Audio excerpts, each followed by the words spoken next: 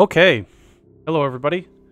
This is episode 33 of the podcast, and we've got actually more game news than originally we had on our doc, Spoon, and I will illuminate you on the extra bits of information that I have come across today. And as for everybody watching, we're going to be discussing various different topics, including PlayStation, state of play, and also the issues regarding the indie community and PlayStation. We'll also be talking about Nintendo's Switch reveal, which I have some pretty strong opinions on personally. Tales of Arise's new opening, Activision Blizzard and Overwatch League, and some, I guess, antitrust, or was it anti-competitive? One of those two. And then finally, there was some news today regarding Assassin's Creed Infinite, which is I guess the next title in the series, and Apex Legends Hackers. So, Spoon, a lot of extra stuff, particularly those last two things that I personally came across today that I think are good to discuss, particularly the Apex Legends and Assassin's Creed stuff, because this is the next big Assassin's Creed title, and they put a tag on it that I'm sure you're going to be thrilled about. And Apex Legends getting hacks as a result of the unfortunate state of Titanfall, the first game, Titanfall. So the Scarlet Nexus playthroughs from Spoon and I are still continuing. We are, I don't know where Spoon is particularly, but I am in the middle of Phase 9. I'll probably be finishing that tonight after my class. And Spoon, I think I saw you a little bit. You were on Phase 10, possibly getting to 11, or you're on 11. I really don't know. We did Phase 10. It was a very long stream this morning. It was over 4 hours. But we did Phase 10 and Standby Phase 10. So tomorrow, the plan is tomorrow we'll do Phase 11 and Standby Phase 11, and then Friday we will do Phase 12, which will wrap up Yuito's story. Okay, got it. Yeah, I should, I'll be done with Phase 9, I imagine, after class, which means all I'll really have is 10, 11, and 12. And I'm going to be honest, I've been skipping half the side quests I get in, because some of them are just, we'll talk about it, but some of them are just obscene. Yeah, there just starts to be, like, in Standby Phase, 9, 10, and I assume 11 as well. There's a bond event for almost every character. Yeah, I imagine. So the Standby Phases just get super long. Yeah, it's like more than 30 minutes just to deal with all the Bond episodes, easily. Depending on how long they are. It's like an hour to an hour and a half. Are you serious? Because each episode for me is 5 minutes, so I'm with all the characters, 7? So that I feel like that would be that long, but I don't know. Maybe the length of the episodes actually increases. Oh boy. I just lost Spoon. So there you go. Bye, Spoon. Hello again, Spoon. I'm not sure what happened there. I actually have no idea what happened, but probably Spectrum. I don't know. Spectrum got you. Somebody at Spectrum said, "Hey, we haven't messed with the Spoon household. Let's go ahead and give them a little blip." But anyway, let's quickly do an introduction. There's a couple things I wanted to highlight in particular, and Spoon, obviously, you'll piggyback on a lot of this stuff. So just going to highlight again the YouTube, like we do every single week. A couple things I want to add on to the YouTube stuff for this particular week. We have quite a few videos that were uploaded from last week to this week. I can't even tell you how many specifically, but I would say each week, particularly with the Scarlet Nexus stuff, there's got to be easily over a dozen, easily, from last to this week. So we've got a lot of content being pumped out for the game. I imagine at the end of this week we'll be doing a review of it, a formal review, and after which time Spoon and I will be discussing the stream plan regarding what we're going to do next, because the next games that we're looking forward to, at least from my position, really aren't coming out soon. It's more like a month to wait for some of these titles. So, but in any case, if you want to support, there are several different ways to do that for the YouTube, and I'm going to outline them in detail this time, because usually we just say like and subscribe and yada yada yada. But here's if you enjoy the content in any way, shape, or form, the best things you can do are thus. Obviously, subscribing goes without saying. But if you can comment on some of our videos, check them out. Let us know what kinds of things you like in our videos and don't like. I mean, those go a long way. And we are trying our best to put out these videos that people enjoy, and we're playing around with the lengths as well. The Kasane playthroughs in particular are less than an hour. The Yuito ones are more than an hour. So that's one thing we've been kind of playing with and experimenting on. And additionally, just let us know other things as well that you would like to see improved. Those are all things that are it goes a long way. I haven't looked in a while, but that like parts 3 and 4 of your Kasane playthrough actually have a lot of views. Yeah, they do. For us. I'm personally very happy with that, and I know that I'm glad you saw that there, because that 48 was not 48 a few days ago. So seems like something. It was like maybe 20 or so. Like the last time I looked, I think maybe 15 or 20. I don't remember exactly, but which is great. That would be the most views on a video we've ever had. I can confidently say that. I think the previous was like 30 or something like that. So really good stuff. It goes a long way in telling us what we're doing right and wrong. Otherwise, if we're doing something wrong and nobody says anything, well, how can we make it right? It makes no sense. Because I don't know about you, Spoon, but I can't read minds. So, nope. Yeah, I think those are really valuable for us and getting us over the hump here, because the toughest thing is trying to get more than a handful of subscribers that are like your best buddies. So all that stuff helps. I think that's all I wanted to mention on the YouTube side. We really appreciate it. A lot of work goes into it. And the last thing I want to mention that isn't YouTube is, as of today, which is July 7th, 2021, this is the last day of the giveaway. And we haven't gotten a ton of folks on the giveaway, which is good and bad. The good news is, if you do end up joining the giveaway, your probability of winning is extremely high. It's really high. It's extremely high. So that's a positive. As of right now. As of right now, your chances of winning are just insanely high, because there haven't been that many folks that have joined it. So if you joined right now, your chances of winning, I can tell you right now, if one person joins right now, the chances of winning are 100%. That's not even a joke. So obviously, as more people enter, probability goes down. But the point is, we got one more day on the giveaway. If you're interested, feel free to check it out. The giveaway just has a couple things you fill out, and then you're in. You're all set to go. So we really appreciate those who are supporting the giveaways and giving us some honest feedback in those. That's extremely helpful. I've already read through the ones that we have gotten, and seeing what people think of video length in particular has been really enlightening. So, okay, Spoon, that's all I have on my end. Do you want to share some additional stuff from your end that you would like to highlight for the channel or for other things? I don't think so. Yeah, I've been relatively disconnected, the past like 5 days, basically, until today. Sure. So, yeah, don't have too much to say other than what I said earlier about wrapping up the Yuito playthrough probably on Friday. So, sure. Yeah. Okay. Then I'll continue on the path here, because there's a couple other things that I'll mention. D&D this Friday. We're gonna have a podcast D&D episode, and the party will be exploring the forests of Oakwood.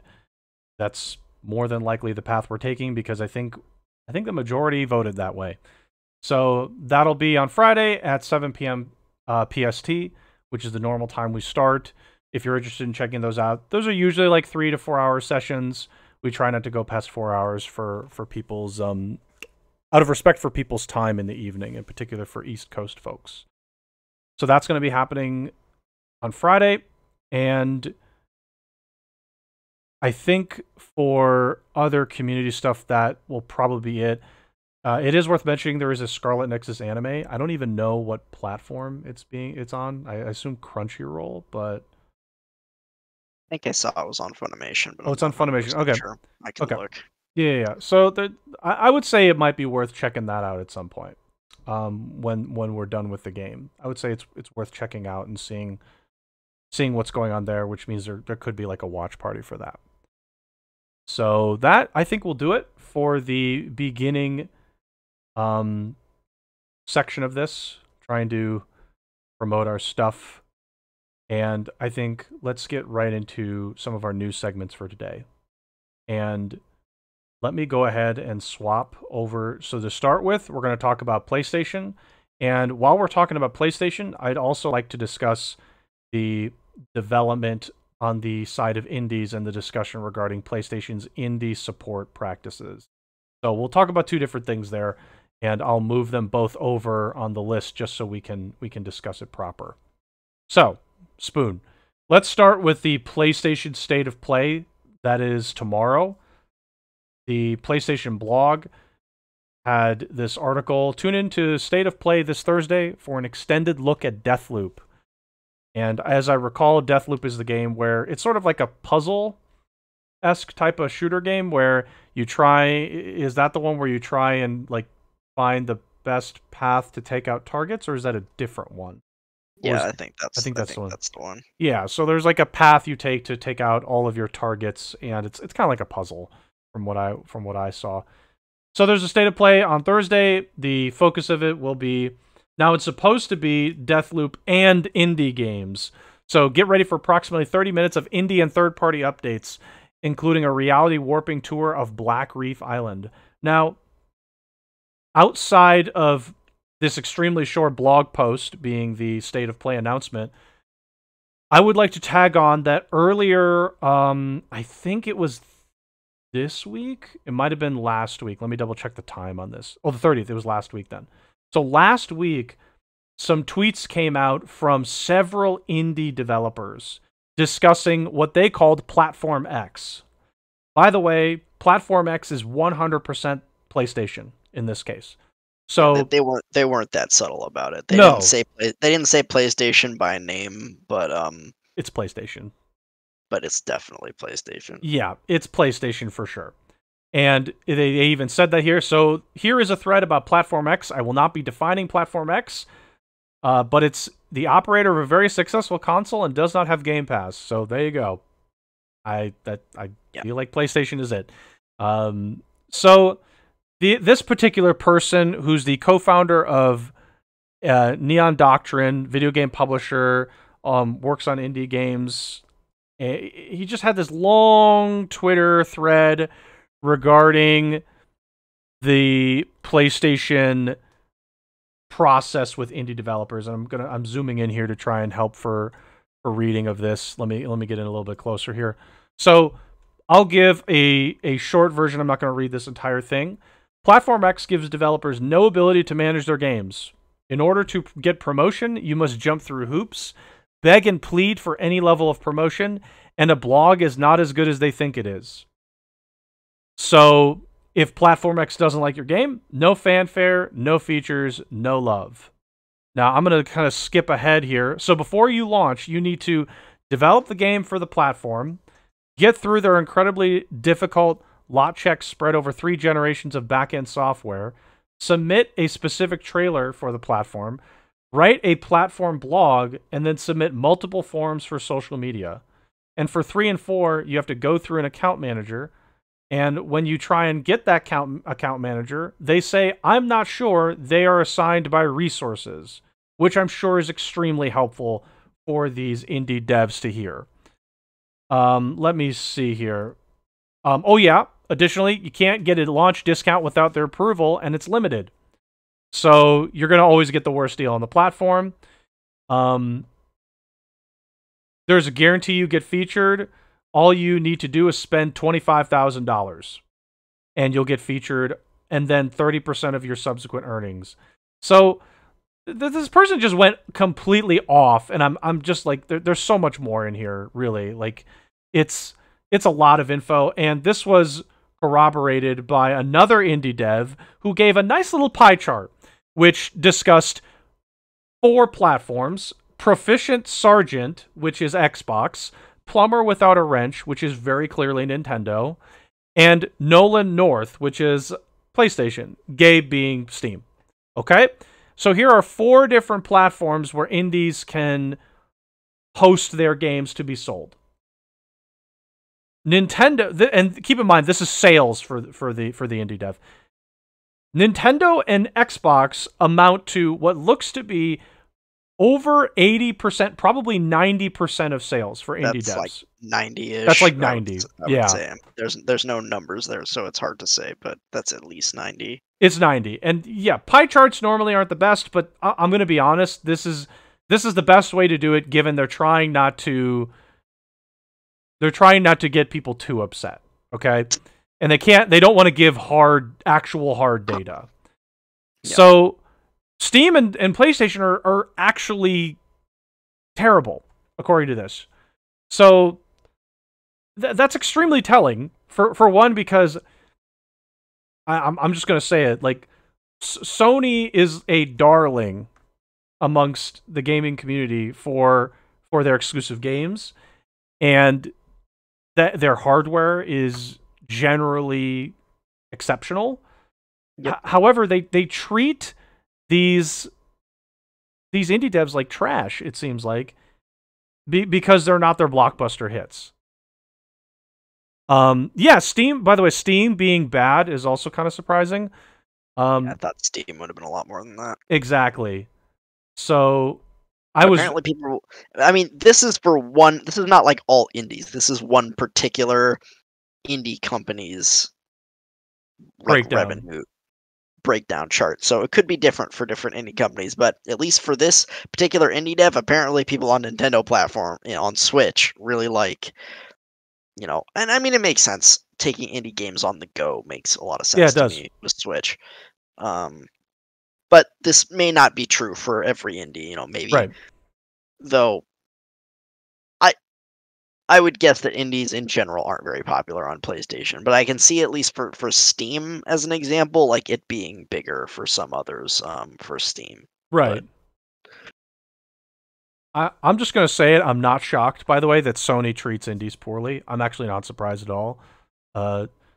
Sony, as a company, their only saving grace is their exclusives are good. That is literally it. If they had even mediocre exclusives, they would be an absolutely, I'm just going to say it, a dog shit system. But the fact that they have great exclusives kind of overtakes the rest of their shittiness. So, but this is just like, it's sad because they're constantly like, oh, we're on indie dev side, and they're doing these state of plays with 30 minutes of indie showcasing, which now I'm just thinking, okay, wow, these indies must have paid a lot just to get Sony to be in this showcase. In this showcase, they must have had to pay a lot, which for an indie dev, that's like, you don't have much anyway. So that's a lot of that bank account going down the tubes, in the hopes that Sony's promotion will get you more than 3% of your normal sales from the system. So I suppose, like, not every indie is going to be different with these sales, but my first thought is, well, why are you even, if you know this is the case, why do you even make games for the system? It like 3% of sales on PlayStation, is that like, I don't know, like, is that worth it? Obviously you want to make money, but is that even worth the headache when you could go to someone like Nintendo, or in this case Microsoft, and probably get more bang for your buck with promotion? I don't know. It's kind of interesting that, but maybe they're just like, they want to get the exposure everywhere and hope that it just pushes through. I don't know. I'm a little, that's something I'm also thinking about, is like, okay, if it's that much of a headache, why do you do it then on that system? Well, is it worth it? Which, I mean, it's interesting. You would think it is worth it, even though it's a pain, that they wouldn't do it if it wasn't worth it. Or maybe of course. I don't know. Maybe they don't want the backlash of like, oh, why aren't they on PlayStation? That's that probably part of it too. When it gets announced, it's like, oh, this thing's not on PlayStation. Why? It's on everything else. Yeah, it's like, oh, it's not on PlayStation. And, I mean, part of these threads that happened as well is, apparently there were some tweets along with this that were like, there's a lot of devs out there who won't say anything like on this thread, but there's a lot of devs out there who are vigorously nodding their heads reading this thread because Sony's practices are really terrible, Yeah, and it seems like a lot of people agree with that. But people are just too afraid to post stuff like this. They don't want to burn bridges. But I guess the few people, at least, that did get in on this were like, yeah, we don't care about burning bridges at this point. They don't help us at sure, all. So there's really no there's hardly a bridge to burn there. It's like exactly. like so. Yeah, I mean, Sony's been getting a lot of real bad PR lately.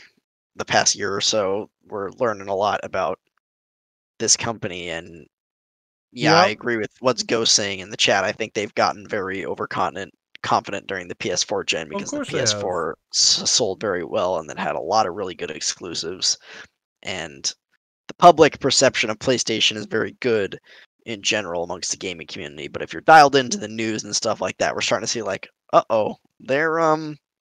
they're kind of shitty. Yeah, they Like kind of they make suck. good they make good games and their first party stuff is generally really good and really well liked, but some of their policies as far as indies and like, crossplay and well, I don't remember I know there's other stuff. The stuff, that they said about they're only supporting like huge blockbusters, basic Mhm. blockbuster games. Like it's starting to look like okay, Sony, you know, get up off your fucking high horse. Somebody knock them down, please, because they need to chill. I hope so. I don't think they will in the near future, but I hope so. It's like it's gotten super annoying at this point to just constantly read this stuff where it's like, "Oh, Sony's great. Sony's great." Like, are you sure? The games are great, but Sony's not. So I don't know. It's like extremely confusing sometimes to look at all that. But in any case, all this was sort of looped in from the state of play. The state of play was announced after all this, so it wasn't like state of play happened and then people came out. It was the other way around. Um, Currently, just to respond, um, Microsoft currently hasn't done anything stupid, but they did attempt a price hike some time ago with Xbox Live, right? They tried to increase the price of Yep. it, and that didn't go over well. And then they quickly Yeah, yeah, yeah. like rolled that back because people were pissed. Yeah. Like, Microsoft generally with the Xbox division of recent has been pretty good about not doing overly dumb shit and mhm, just kind of either rolling with bad press, like with Halo Infinite, and with the refrigerator, like, oh, your system looks like a yeah, fridge. They just roll with it. So it's like yeah. it's a different They're mentality. Microsoft has been good about embracing the memes Oh yeah, whenever they like do. whenever there's memes about them, they just go with it. They're Like, they're more fun, which is why it's a shame that they don't have better exclusives. Um, because I feel like they'd be more fun with it. So, but I think Microsoft and Nintendo do a better job with indies as a whole. So, yeah, they can't be anti-consumer anymore. yeah, It doesn't work. they had to. That's true. They had to pivot because the Xbox One announcement was a absolute disaster. Yeah, no, Like, they messed up. They messed up. Okay, let's move on to the Nintendo Switch stuff too, because we're kind of talking about mhm. Nintendo here. Let's move on to that really fast. And so, a Nintendo Switch OLED model was announced at a bargain price of $350. It Guys, it's is the Switch Pro. it's the Switch Kappa. it's the Switch Pro, um, which we were hearing about, but instead it's not, and you get a slight. How much bigger is the screen? It says 7-inch. I don't actually know how big the original screen is for the Switch that we all have. I don't either. It's probably slightly bigger, but not Yeah, demonstrably. wide adjustable stand. Ooh, find your best angle. Ah, built-in wired LAN port for their garbage ass Nintendo Online service. Exciting. 64 gigabyte internal storage. Look, they're pushing the envelope. That's a lot of storage. That's a ton of storage. I mean, Woo, it's double for the woo. Switch. like 32, I think, is what the Ooh, Switch has. 64 Spoon. You need to calm down. 64 gigabytes? That's a lot of storage nowadays. Yep. It's not 1995? What? Oh. Enhanced audio. Cool. Awesome. So $350 for a slightly bigger screen, double the storage. Double the storage is good. The LAN port is completely meaningless in my opinion. It doesn't matter. And I mean, you don't need an attachment for the yeah, Ethernet anymore, which is nice, I guess, for people yeah, to use it. I guess, but it's just like, okay. I'm going to be honest. This is it's a waste of time. It's a way for Nintendo to make an extra couple bucks. If you don't already have a Switch, I would still not get this model. I would go for the cheaper one because this is a complete waste of time. And I feel so disappointed that I thought that a Nintendo Switch Pro was coming out and be like, oh, maybe they'll get better hardware, and they didn't. So yeah, when I saw this announced personally, I was like, well, I just wasted my time reading that. So Spoon, what do you think of the OLED model? I mean, I think it will appeal to some people. It's not for me either. And it's pretty big letdown in my opinion from all the rumors that were swirling for years, it feels like, um, about a Switch Pro, and this is certainly not a Switch Pro. It doesn't have better specs.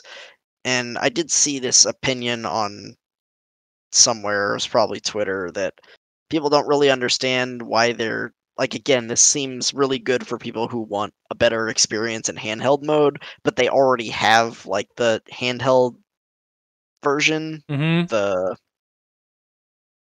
the the mini, is it the Switch Mini? I forget what the Something heck like it's that. called. Yeah, it's like Switch Yeah, Lite or something like that. I don't know. the Switch Lite, that's Yeah, it. Thank you. Um, so they have at least one other model. Like they've already like done done it with um catering to the handheld crowd, and I understand that handheld is a very big feature of the Switch, and a lot of people like to use it. It's very nice to take on the go. I agree sure, with that. sure. Like when you go, especially for people who travel a lot, but even if you don't, when you do travel, being able to use your Switch is very nice. Yeah, So yeah, I mean, I like the color of it's cool. I like the white. The white looks pretty good. it does. Um, I agree. White looks good on this system. so I'll give it that. But yeah, I think for a lot of people this was just a letdown when people were expecting a Switch Pro, basically, Yeah, that actually had better specs and would be better in both handheld and in TV mode. yeah. Um, and this is like, oh, okay. And it's also like really expensive. What does the normal Switch go for? Is it 200 or is it Thought it was 250? 250. Like, We can actually okay, check on this is here. actually $100 more than a usual Switches, which I'm looking. I'm trying to find it the seems a price. little pricey. Maybe if it Oh, was three. it says 300 for the normal Switch on the Nintendo website. So it's Oh, $50 more really? expensive. Okay, I don't remember paying that much when I got a Switch. Okay, Neither do I. okay, maybe that's not as bad as I thought, but yeah, okay, so it's $50 more. For some reason, I thought the Switch was cheaper than that, so that's my mistake, I suppose. Um, so yeah, that's not. I retract my statement. It being $50 more is reasonable, I suppose, but yeah, again, it's not for me. I'm sure it will appeal to some people. It looks good, if you like playing Switch in handheld mode a lot and want a fancier, bigger screen, Sure. sure, why not? But yeah, it's definitely not for me. I won't be getting this. Yeah, I would say if you're willing to spend the extra 50, go for it. But it's just like, okay, I really don't think it's that much of an improvement. But if you want to spend the 50, fine. All the power to you. So, okay. Let's move forward to Tales of Arise opening animation, which I'm immediately muting. Yeah. Okay, so Spoon, you want to go ahead first on this one? I'll full screen it. Again, no audio. I mean, Sorry. let's just watch it. We'll just watch it and then we can talk about it. I think I know you have it muted, but yeah, the audio would obviously make this better, yeah. but we got to mute it. Sorry. Otherwise, we'll get bopped. Honestly, it doesn't matter if we get bopped though. For YouTube side, but for Twitch, I mean, obviously you don't want bopped. Oh, nice. That was a nice angle for a second. Oh, Kisara, yeah. That was nice. Yeah. Apparently there were a lot of comments about that, like YouTube comments when this Oh, came out. I'm sure there were. Oh. Yeah, the owl is the mascot character of this game. They told us its name and I don't remember it right now, but yeah, That the owl character had a thing. gun. I just noticed that character had a gun. Yeah, Shion's weapon is a Oh, rifle. wow. That's a downgrade from a sword. That's too bad. Everybody knows swords are better than guns, so. There will be a plushie for the owl, though. There probably will be a way to get one otherwise, but currently the only way I know only the European versions of the European collector's editions of the game come with the owl plushie. The NA ones don't, though. Oof. Oh, there it was again. But hopefully there will be other ways to get the owl plushie once it's out. Okay, that was it. Boone, your thoughts? I mean, yeah, it's nothing mind blowing in terms of anime openings, how anime openings go. The song, again, we couldn't play it there because Monka DMCA, but you can watch it on your own if you're interested. It's pretty good. I like it. It's not a banger like a Burn from Berseria or like even like White Light from Zestiria was really good too in terms of the song. And the animation is really nice. Ufotable always does a great job, as they have been like for Zestiria, Berseria, and now Arise. And other than that, it's a pretty like stereotypical what you expect out of an anime opening. There was nothing like mind blowing in it. There didn't seem too much in there that would be spoilery. I'm sure if you went in with a fine tooth comb and did a 30-minute reaction. Yeah, not reaction. What's it called? Like deep dive or video like pausing at every frame and like looking at it frame by frame. You probably find some stuff and figure some stuff out. But but yeah, it's nice. It looks good. I'm very excited for the game. And yes, the owl thing is cute. And I like that the booty shot for Kisara was kind of unnecessary. What? I think. What do you mean? I mean, come on. Okay. Also, she's supposed to be this knight. She's this knight in like heavy armor, and she has this big old shield. Mm-hmm. But like her back is completely unarmored. Yeah, like, okay. It's to get air. It's for air. It's for the better air. So it's not too hot. You got to get like some air has to escape from the armor. And then if an enemy gets behind her and stabs her in the back, her armor's not going to do a damn thing. Look, Spoon, I'm disappointed in you right now. You're supposed to be a weeb. When you see booty in your anime openings, you don't question it. I'm disappointed in you right now. And I there's nothing wrong with it. There's nothing wrong with some anime butt. No, okay? You're right. It was there. Nothing wrong with it. But yeah, I mean it's a cool opening. I like it. And I'm really excited for the game. Okay. How many times did you watch it? Be honest.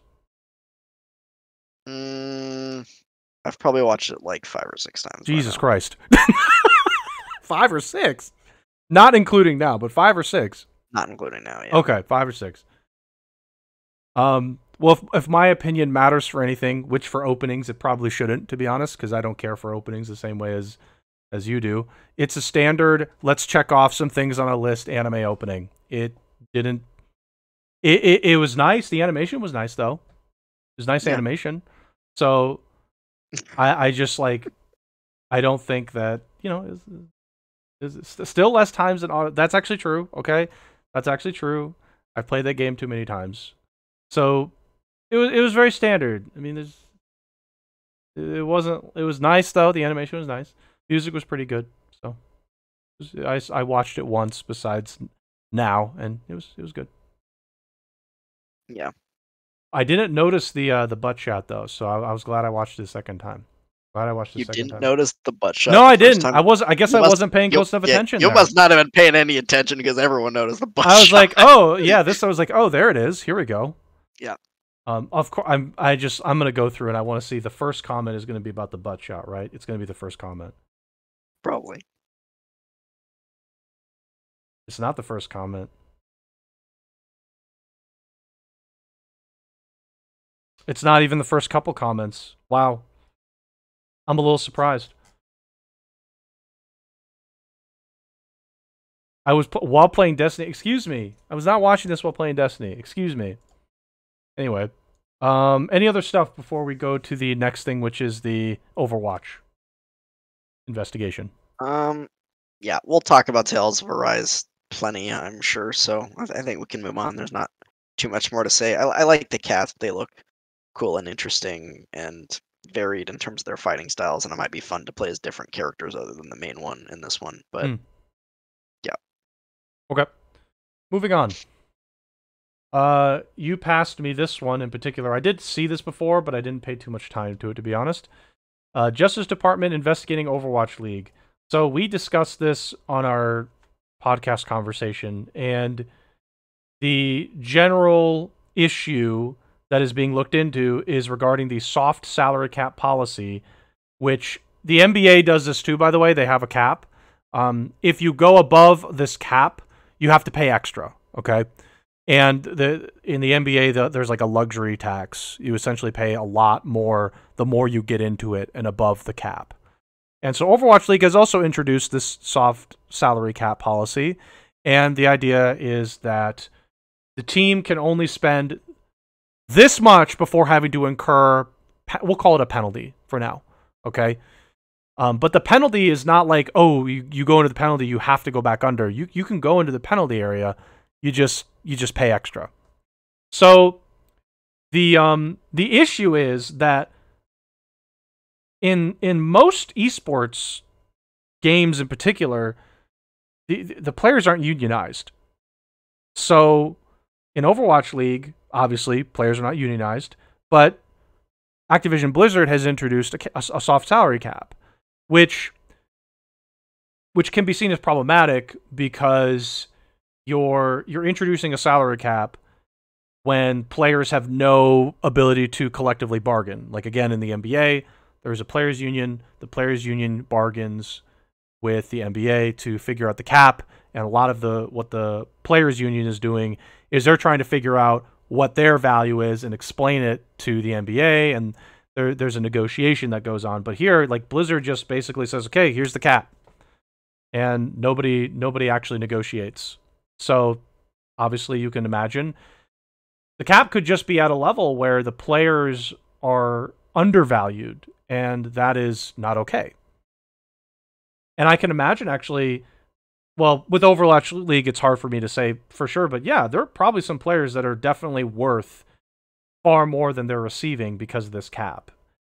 And a lot of things come into play on that. So there's more to it. I imagine there's a bit more to it behind the curtain, but Spoon, anything you wanted to add that I probably glanced over that you wanted to make sure did get in there, but I think what we discussed, that's the bulk of it, I think, was the issue.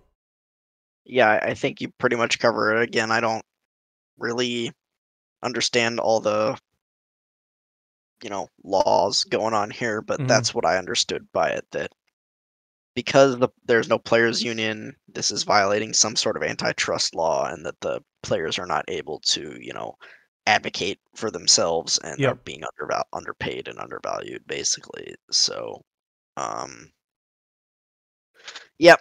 But it's just an investigation right now. There's no charges being pressed yet against against Activision Blizzard. It's just saying that the United States Department of Justice is investigating for this particular issue and Yeah. seeing if they are actually in violation of any law, antitrust law, or any other law, I Yeah. suppose. Um, I mean, that was the article. That was it. There's really not much else to say. I mean, yeah, Overwatch League, whatever your opinion is on it, Omega Lol would be my first. Is it's still not okay to. This has always been the problem of having the developer be completely in control with absolutely no unions and such. They can just like decide a number, and you're unfortunately at the will of that number. So it's good that these things are happening, actually, and I hope that some kind of players union does develop in Overwatch League and other esports leagues and such. I think the LCS is trying to develop one or has. Really don't know in particular, but these need to be there. Otherwise, like Activision Blizzard is just going to pick a number, and they're not necessarily going to be looking at the best interests of the players when they pick that number. We've talked about this in the past, and I think this more should go on the side of like the loot boxes and stuff like that. But there needs, like, this industry has been quickly evolving, and there are not enough regulations in place to sort of hamper the industry or the large companies in the industry from like exploiting players and, you know, like gamers in general, especially like with like loot boxes and stuff like that. There's not enough regulations in place. Some countries have started do something about it.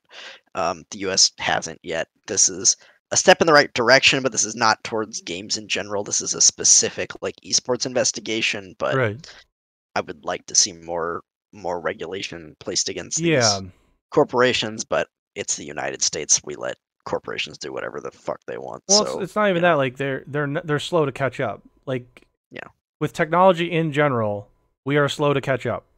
DMCA is actually a perfect example of that. And generally speaking, like the people that are lawmakers putting things in place, they don't understand this, and they're not putting the microscope under it. Yeah, they're old. They're just not inundated. Like how could they know to put a law in place when you're not inundated? If you have no knowledge of it, why would you care? How would you know? It's just like they're once the next generation of lawmakers gets in, assuming they have a spine and a brain and are observing this, of course they're going to catch up. But then it's just going to be like, okay, well, was your catch up too little, too late? So that's also part of it too. Not that I'm defending this stuff. I'm just simply saying, like, a lot has changed even in the last 20 years for technology. So like, I'm not surprised they're catching up slowly. Yeah, and these super like malicious and predatory practices have only been around the past 10 years or so in the games industries. So. Yeah. It's unfortunate, but like, you know, I mean, they're the people that have been making the laws, some of them have been in there for several decades. So the next group has to come in, and then they got to get the magnifying glass on it if anything wants to happen. But right now, they're not going to look at that stuff. They're focused on other things that may or may not be more important, which you can determine for yourself. So I think overall, it's good that the Department of Justice is at least looking at this. It's a good signal, I think, actually. Yeah, I agree. So, okay. Next things were not necessarily on the dock before today, so I didn't read this whole article, but the things that I saw were Assassin's Creed Infinity, which is the title for now, I guess, or maybe it's the official title, will take the series fully down the live service route. Okay? While Assassin's Creed has been toying with the idea of being an ongoing live-ish game across Origins, Odyssey, and Valhalla, their next project is going to make it official. Let me just go ahead and zoom in a little bit. A report came that Ubisoft's next grand project will be Assassin's Creed Infinity, a new platform-like launchpad for multiple settings in the Assassin's Creed universe, as the series goes full live service in the vein of Fortnite or GTA Online. massive revenue generators that Ubisoft wants a piece of. The report even got Ubisoft to confirm the existence of Infinity. But they would only say that it would exceed the expectations of fans who have been asking for a more cohesive approach. Okay. Ubisoft's Montreal and Quebec studios are both working on this. Usually they alternate. They're both working on this, so that's the scale. I'm gonna go ahead and just skip the rest of this, by the way, because I'm sure it's just talking more about a little bit about Valhalla and how they've been going down this route and the opinion of the author being Paul Tassi. Okay. I've got a hot take and I've got a lukewarm using my brain take. My hot take is I think this is overall outside of saying live service, I think this isn't a bad idea. I don't think it's necessarily the worst idea in the world to do this, because at this point I could literally give fuck all about the story of these games for the real world. So my hope is that they just also feel that way and decide to just completely scrap it and do something like this for this series. Now, I'm curious if this is going to be set in a specific time period or you jump time periods. I don't know how that's going to work for a live service Assassin's Creed game. But my hot take is I don't think this is necessarily the worst thing for Ubisoft to at least do. I think they should do it. See how it goes. My gut tells me though, on my using my brain take, that this is not going to work out too well, and they're just going to mess it all up with extremely overbearing microtransactions. So I don't think it's bad to try it, but they got to try it gracefully, is what I'll say. I think using Fortnite as an example is kind of weird, because it's a battle royale game. GTA Online is also a weird example too, because GTA Online has sort of become more like a role play type game. So I'm not sure like what this will look like as a live service. Yeah, it's interesting because Assassin's Creed is a single player game. Mm-hmm. And in order to extend the life of single player games, you have to add like more content, more quests, more story, more, I don't know, weapons, more whatever, more stuff to do in the game, and more stuff to collect, or, you know. Yeah. So it's different than like GTA Online or Fortnite, which is, it's a multiplayer game. You hop in. Yeah, GTA Online. Yeah, it's multiplayer. It's not always roleplay, but there's like different aspects to it. Assassin's Creed Infinity being any sort of multiplayer would be kind of weird. I mean, they've had multiplayer in Assassin's Creed in the past, so we'll see if they bring something like that back. Yeah. Or maybe they make this one co-op or something like that. Yeah. I read something that said there was going to be like multiple time periods involved in this one.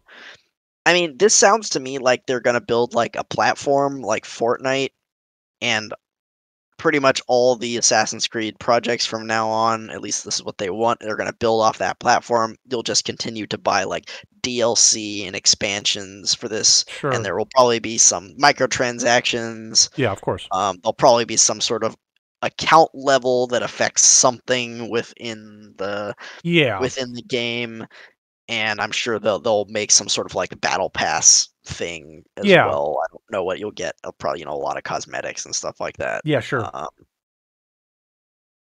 So this feels like they're trying to do Destiny for Assassin's Creed, basically, right? Or something along those lines. I don't know. Yeah, I'm kind of thinking that too. Now that it's been mentioned, I don't think it's a bad thing to try. The reason why I haven't said like ew, live service gross is I think this is actually a good approach for the series. I think this is actually the right approach. We'll see. Yeah, it could work, or they could fuck it up. Oh, of course, majorly, and they could. Yeah, but I do think this is right. I think this is right. I think at this point they're just like, there's so many games. It's just like, okay, why don't you just take your games that are single player, for a specific time period and just like have a singular Assassin's Creed platform manage those time periods and just literally get rid of the real world stuff. Please, for the love of God, get rid of it. It's so boring and dumb. Just get rid of it. Just like have a character go through like time periods or something. I don't know how they'll manage that part of it. Like, do you have a singular character that jumps to all these different time periods or like what? But I'm optimistic, but at the same time, yeah, this could actually kill the series. This could be so bad it kills the series. It could be really great, and it could be really lucrative for them, and also a decent experience for fans of this series. But it could also be an absolute disaster. Oh, So absolutely. we'll see. It could be a train wreck. I'm totally down for that. Being a train wreck and just like them just stopping making these games and like going back to the drawing board like they did before. Because I got to be honest with Valhalla, like Valhalla was just so long and it just got boring at the end for me. I do want to like go back into it and finish it up, but it just got too long for me. And I was like, okay, it's too much of the same stuff outside of the story being different. Oh, this isn't planned to launch until 2024. That I'm not surprised at too. That just means you're not getting Assassin's Creed games if you're a fan for several years, which again I don't think is a bad thing. They take some time off again, please. Yeah. So yeah, I mean they had 3 games in that the style like from Origins, Odyssey, and then Valhalla. If they want to take some time off and do like another sort of soft reboot with this Infinity thing, let them have their time and let them do what they want. Yeah, Like, I'm down for that. They need more time again. Because like they did Origins, they learned from their mistakes with Origins. They made Odyssey. Odyssey was wonderful. I really don't have a lot of complaints about that game.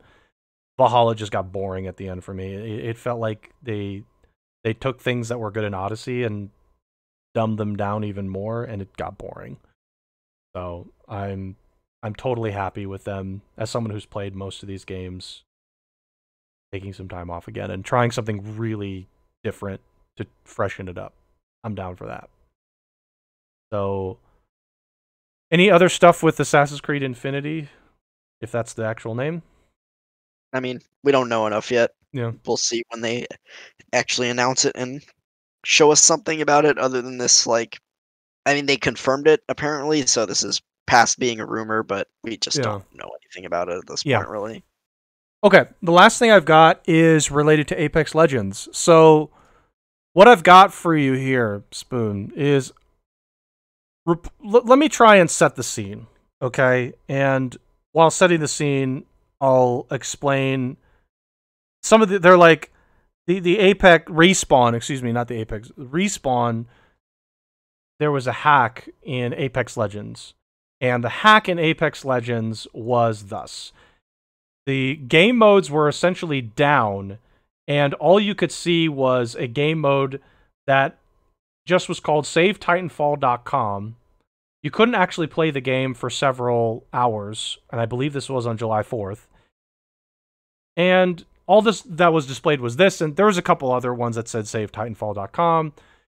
So Titanfall, the first game, not the second game, the first game launched on Steam, and for some time since 2018, there have been hackers in Titanfall that have made the game unplayable. Okay, so Titanfall has been unplayable since 2018 for a lot of players that were playing it, however many that is, and it launched on Steam while getting these hacks.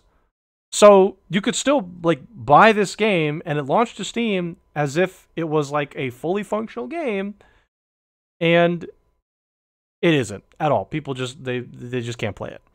And the community has been asking Respawn to fix it for a long time. They've said, "Hey, can you please fix these hacks? This is a problem. We would like to play this game. Titanfall is fun. Can we please fix the hacks?" And they've been asking for a long time to get it fixed, and Respawn hasn't done anything about it significantly because it's still happening. So a few days ago, the matchmaking was broken because somebody hacked the game and put this message in there. And Respawn, the same day, fixed it for Apex Legends. which also kind of made people upset because like, hey, you fixed this problem in Apex Legends, this hack, the same day, and we've been asking you for months, if not years, to fix the hacks in Titanfall, and you won't do it. But you'll do it for Apex Legends instantly. You'll just immediately do it. So that also made people upset. And this all happened quite quickly. And I think it's unfortunate because, A, I do think that Respawn could take a week of their time, have a few devs go into the Titanfall system and fix the hacks, and then go back to Apex Legends. I think that's like really unfortunate. I think it's also unfortunate that when Apex Legends was hacked, they fixed it instantaneously, but that's because that's a product of Apex Legends is a far more popular game, and EA makes a lot more money off that than Titanfall right now. And I think it's also unfortunate that the Respawn devs just said right here that they achieved nothing of value. I think that's also just like a slap in the face of people that want Titanfall to be fixed, and it's just not going to get fixed at this point. So that happened. I do think it actually happened July 4th.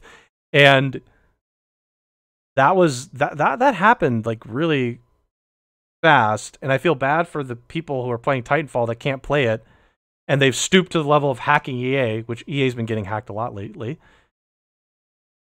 And I also think it's unfortunate that Respawn just said, yeah, you know what? They didn't do anything. There was no they achieved nothing of value. So it's just like, oh, okay, you just threw him the bird, I see. Okay. So I don't know. I think like there's a lot of unfortunate things going on here, and try saying if it's even if they fix it, it's just going to get hacked in a couple of weeks.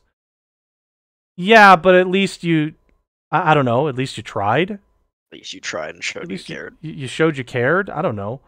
There's some part of that to it. Is it a waste of their resources from EA's perspective and their perspective? Probably is, to be honest. But it at least shows you give a shit. Now, you shouldn't be hacking games in general, though.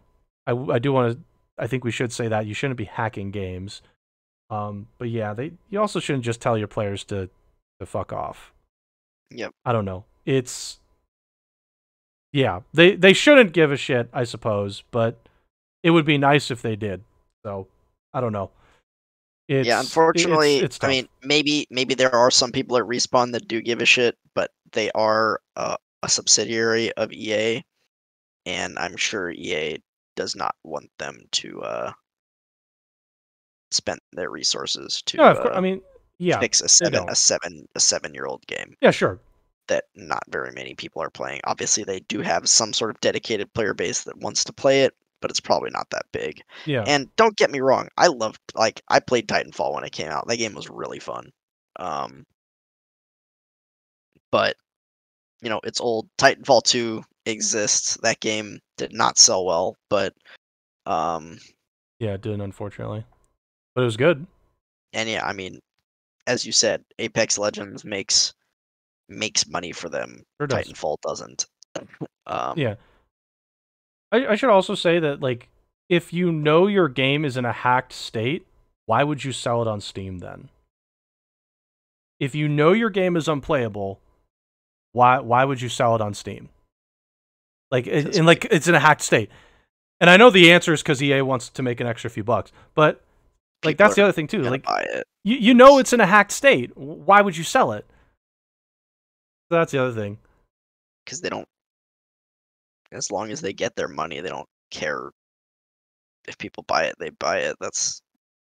I mean, that like I hate to say this, but like for EA, it's not their problem. No, it's like it's not. It's not their problem. They don't care. As long as like Steam doesn't like take it down and be like, no, okay, this game's unplayable. We're just gonna take it down, and people won't. If Steam did that, they'd probably fix it.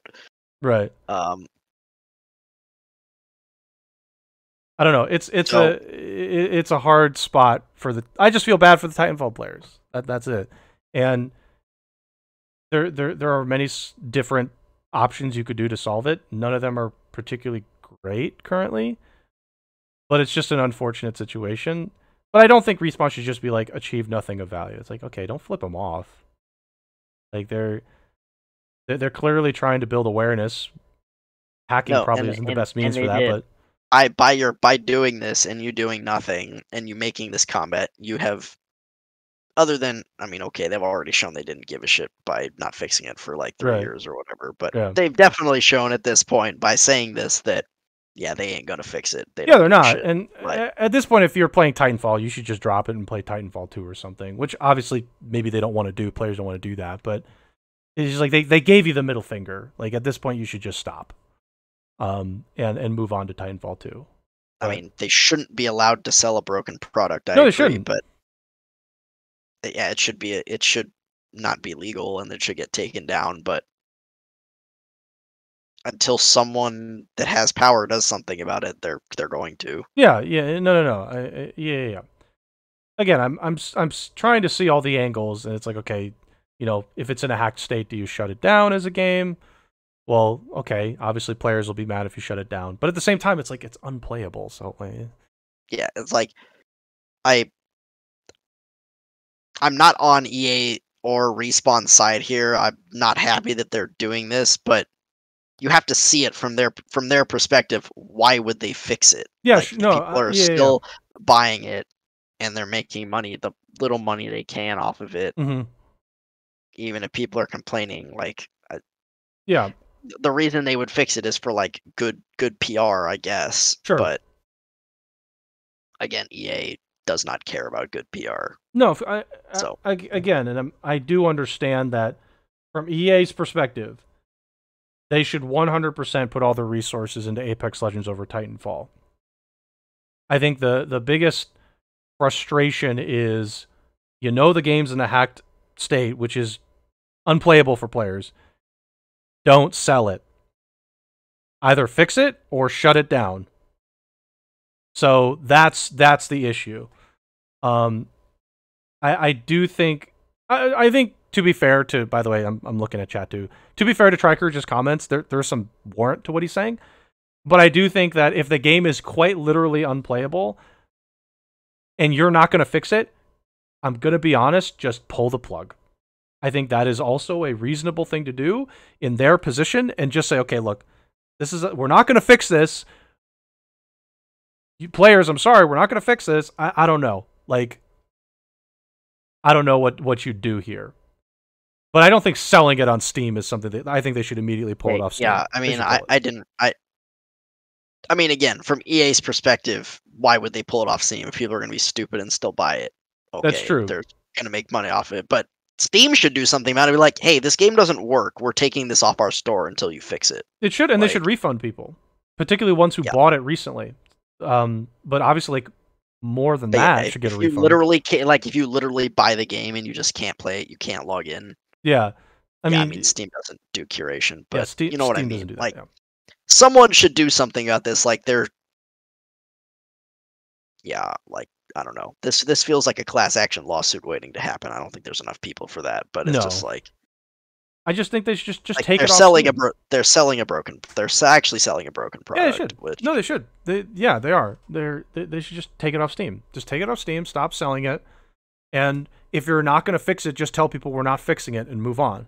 That way, people don't feel like they're thinking, oh, they're going to fix it maybe because we keep asking them to fix it. Just tell them you're not going to fix it, and don't say achieve nothing of value. By the way, you just flip somebody off. Like, don't do that. Yeah. I get it. Like, hacking is not something you should be doing anyway, but don't flip them off. Okay, there's a better way to have responded to that. I'm actually surprised that somebody in PR said, "Yeah, say that. That's the right thing to say."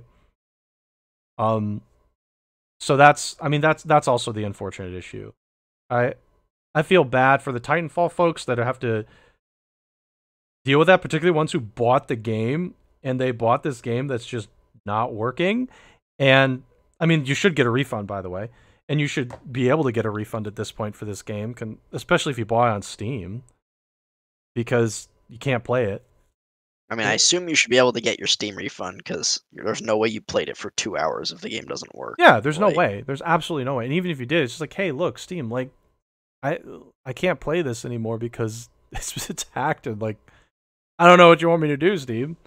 Like, I would like to try. If I remember correctly, Titanfall was like an always online game, basically. Like, you had to like log in and shit to be able to play it. Yeah, so I think so. There think was it was no a actual like there was a campaign mode, but it was like multiplayer.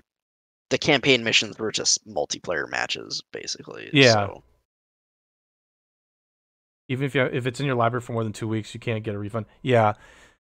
Again, I understand why that's the refund system, but I feel like in special cases like this, you should just be able to get some refund back, something back.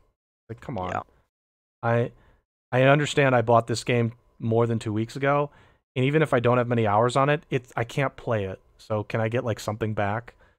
That should also be for special circumstances in there.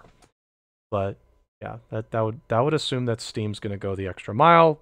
We don't know if they're going to do that. which they won't. Yeah. Until something happens where they're forced to do that, they're not going to. Yep. Um okay. That was all the news we had Yep. for this particular week.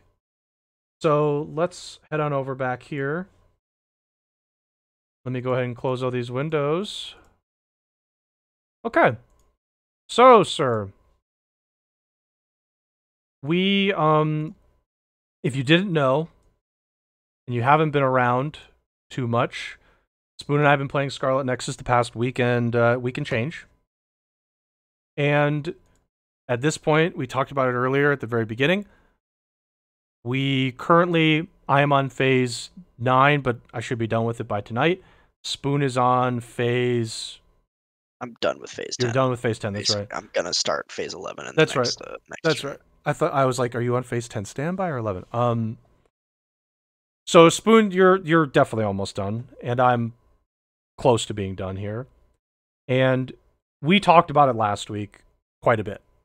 Now I'm curious, Spoon, outside of spoiler talk, do we have anything to add from what we've previously stated before? Or do we want to go any further down talking about the game? Or would you like to hold off for next week and maybe we just talk a little bit about some other things with the game? My point being, do you have anything that has changed your opinion, or anything that's worth noting after a week of playing it further, however much you got to play? I don't have too much more to add. Okay. I will say,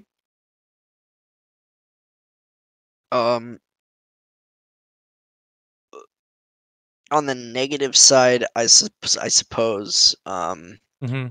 as far as the pacing goes, so we talked about the pacing a little bit last week, where we think it's pretty good because it's maybe a little too fast, but Mm-hmm. there's a lot going on early in the game. Like, you're never really bored at any point in the game as far as the story goes. They're always throwing new stuff at you, Sure. so that was good.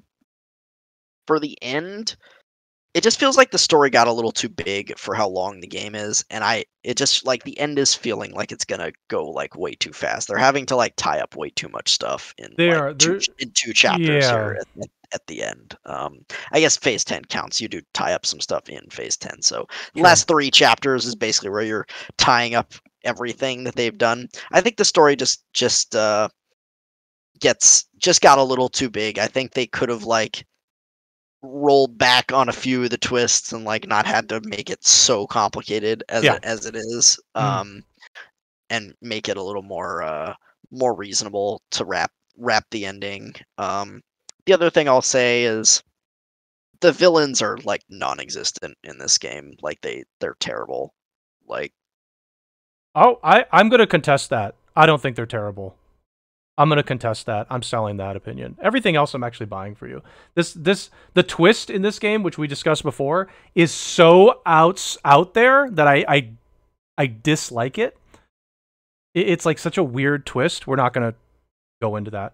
yeah, But there's out of left field, and then there's this one comes from the left field bleachers. It's like yeah, it comes it's from weird. outside the stadium. It's just like, okay, there's no way anyone could have guessed that. Again, there's nothing in the story that points to that Sure. being a thing. Like, it's not foreshadowed at all. It's just like, oh, okay, this is the thing now, I guess. Yeah. I'm selling your villain talk because I think that your side maybe has the Dr. Mean bad villain, but mine doesn't. So I'm selling that. I don't think that's fair. I think I know who you're talking about, and I'm pretty sure. Well, maybe I won't. I won't say that, but um, I think I know who you're talking about, and I think I can see them being more interesting yeah, on Kasane's side. But a lot of the villains in the game, you just like don't know their motivations. Or there's Doctor Meanbad, who you literally talk to once, and he's just like, "Yeah, I'm yeah, yeah, just yeah. Captain Genocide." And Sure. then there's just like factions and just like faceless villains. It's just like, oh, this is just like a faction that like wants to do this thing, and it's like it's just a faceless villain, and it's Yeah, like, sure. I don't know, like The the villains faction. are weak in general. Maybe the one that you interact more with on Kasane's side is better on Kasane's He's side, better. but I know nothing about him on Yuito's side. Okay. I maybe know what he's like, what his goal is, but I don't know what he's doing or how he's trying to do it, and I just know nothing about him other Right. than we fought him a couple times and he's beat our ass both times, basically. Yeah. So Yeah. So I think like Doctor Meanbad obviously is not like the guy who's like more genocide. It's like, okay, fine. yeah, You're not interesting. But yeah, they don't really go into detail on they talk about some of the leaders of the fact like New Himuka, um the oh god, Chairman Sumeragi, whatever yeah. yeah. They like kind of unfortunately you don't see their faces a lot. Um I would have liked to see more leader faces. It's the same thing with Seiran, and I haven't seen the Togetsu leader's face. And Togetsu is it's the Yeah, same with Togetsu. Like there's no Togetsu is face. it's a faceless faction. It's just like There's no there's no villain there. right, but there should be. There should be a shown leader that is driving the actions of the faction. There should be, and there isn't. I'll buy that the factions need faces. At least one. At the very least one. They need a face. Otherwise, it like we know what the factions want at this point. Each faction, we know what their agenda is, but the fact that there's no face to the agenda, it's like, okay, well, who's driving that agenda? Well, it should be the leader. Okay, well, who's the leader? I do agree there. There should be faces to the leadership of the factions. I think you ever see? I think you see Chairman Sumeragi a few times, but you don't interact with him a lot. At least from my perspective, the Kasane perspective. I mean, Togetsu, never meet the face there. Seiran, you Well, see some government officials, but you don't actually see a real leader face. So that's so far what I've encountered, and I agree with you. There needs to be some leader faces to these factions. There really does. It doesn't work too well. The only people you interact with for villains are like OSF people.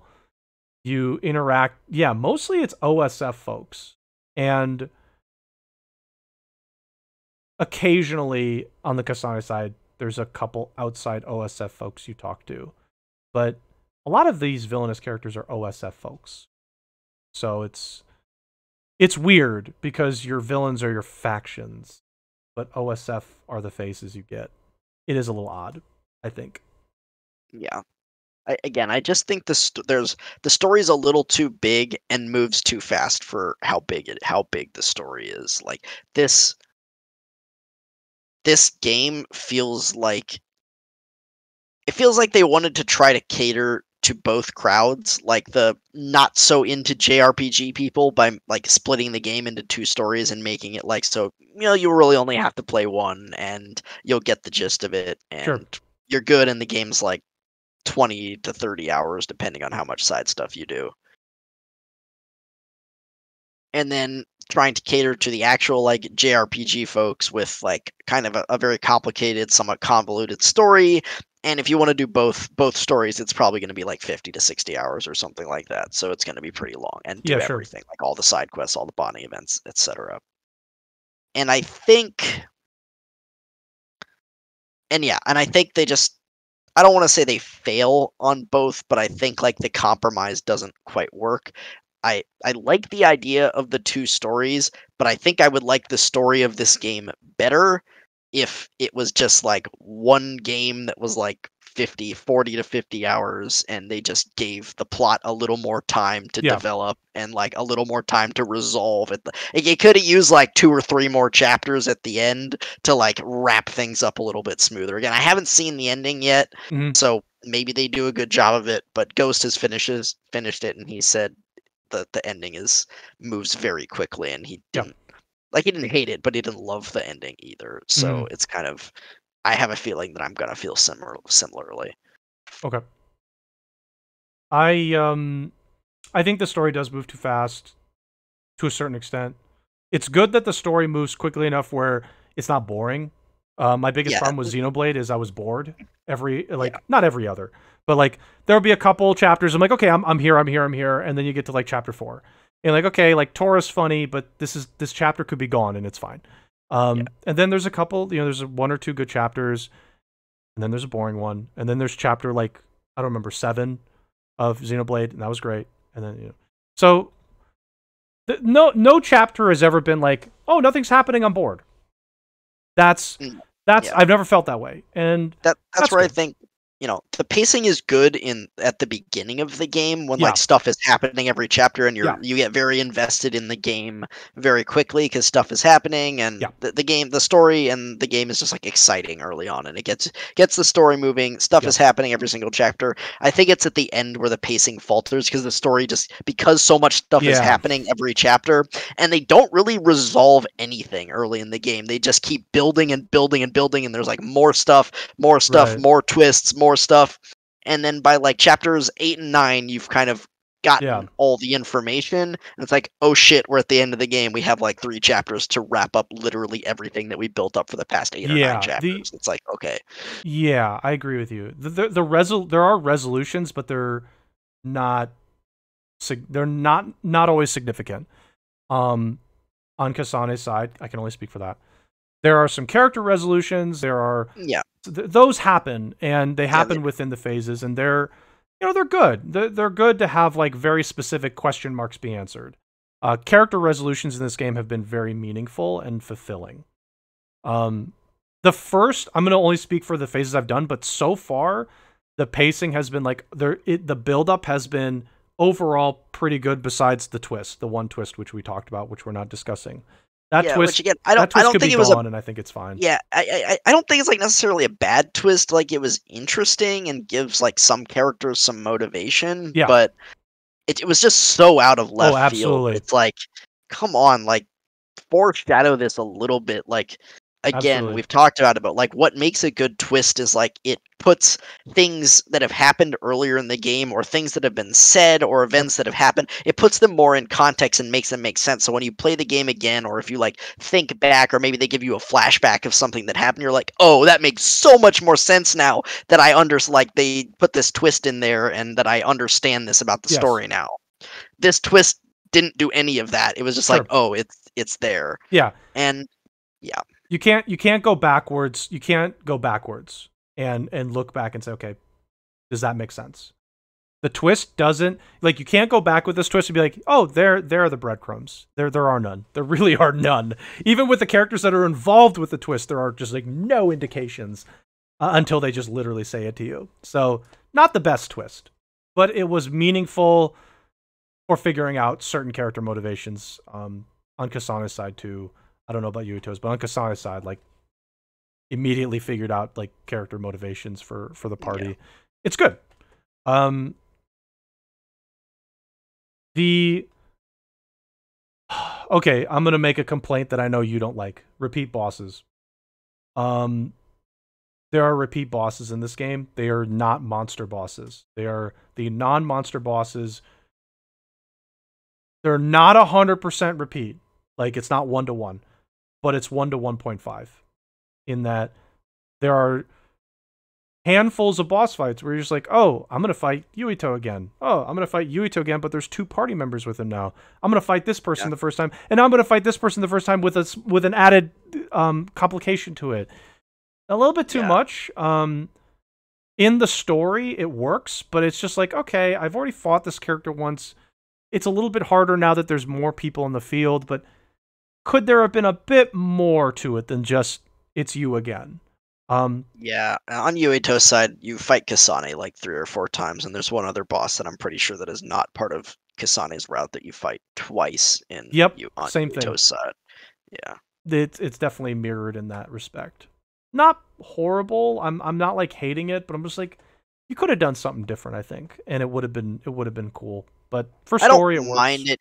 I don't mind it because it makes sense in the Yeah, it context of the does. story, and they do change it up. They add things to it, but as we talked about last week, I don't particularly like fighting Kasane. It's an annoying fight. Oh, I'm Like, sure. I'm sure. Range characters, I think, in general, are very frustrating to fight. I will just agree there. They're frustrating. Even as a range character, fighting a range character is frustrating. Um, Side quests. Can we talk about the side quests in this game? yeah, they suck. I don't like them. Yeah, I don't like them. I don't think all of them suck, but I don't like them. I like the idea of completing the side quest as like a very minor objective, and just like, okay, kill this guy 3 times in a certain way.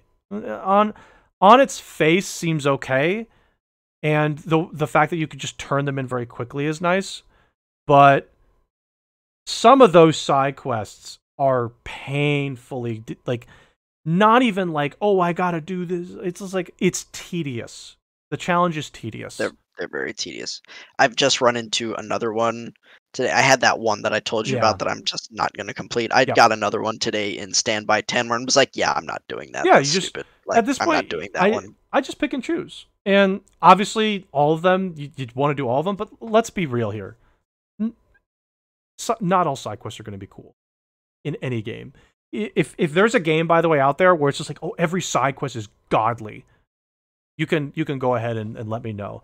But there is no game where every side quest is going to be fun. Now, that Not being every side said, quest, but like Trails, for example, that game does an exceptional job with their side quests. Like they have good stories in the side quests, and it helps the world building exceptionally in that game with the side quests. Not everyone is a gem, but there's of a course, few where that's like, damn, that was a good side of course, quest. but Like, there's no game out there where every side quest is amazing.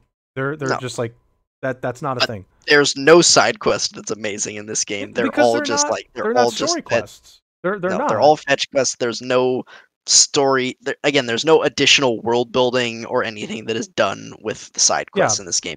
They are just there to be menial tasks for you to do and get a minor the reward for completing the them. Like, they're practice. Actually, these side quests are practice. They're like, hey, yeah, you see that thing you unlocked? Practice it.